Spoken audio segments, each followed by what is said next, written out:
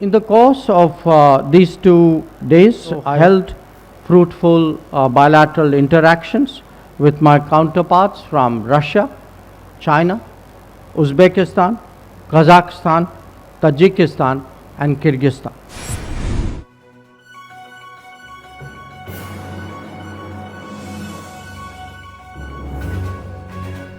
Opportunity for member states of the SCO to collaborate and address them collectively. With the media briefing by External Affairs Minister of India, Dr. S. Jaishankar, who is briefing about the day one, what happened here in the SCO meeting and the Council of Foreign Minister meeting here in Goa. Finally, SCO CFM meeting concluded. It was full day discussion on the 15 key agendas. Concluded the SCO Council of Foreign Ministers meeting today here in Goa. This was chaired by India for the first time. During the meeting, the SCO Foreign Ministers assessed the status of decisions that will be approved at the upcoming SCO summit in July. On the issue of 370 also, he highlighted his view.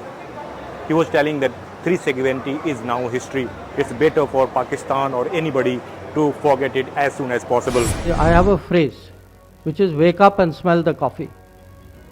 370 is history. Sooner people realize it, the better. It was very much evident that what is going through between India and Pakistan. Victims of terrorism do not sit together with perpetrators of terrorism to discuss terrorism. Let me say this. As a foreign minister of an SCO member state, Mr. Bhutto Zardari was treated accordingly. As a promoter, justifier, and I'm sorry to say spokesperson of a terrorism industry, which is the mainstay of Pakistan, his positions were called out and they were countered. And the Pakistani foreign minister was trying to justify that terrorism could not be the issue to stop any other further talks. On the other side, the External Affairs Minister, Mr. Jaishankar, was adamant about his stand that terrorism and the talks cannot happen altogether. Sports and terrorism. See, again, this is like you are trying to normalize terrorism. Terrorism happens, so what? It's not a big deal. There are reasons why terrorism happens. They are really excuses for it. Therefore, let us carry on with the rest of life. I'm sorry that this India will not accept that anymore. I mean, if terrorism happens, terrorism will be countered. As I said, from the foreign ministry side, certainly our job is to expose it, to call it out, to delegitimize it. We will be unrelenting in that regard. And no attempt to cover it up by suggesting we do other things we can carry on with issues where clearly they are feeling the pinch. I'm sorry, that won't work.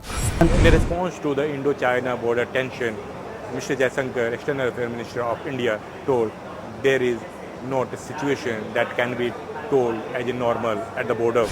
India-China relations are not normal and cannot be normal if the peace and tranquility in the border areas is disturbed. I've been very, very clear about it. I've been very consistent about it.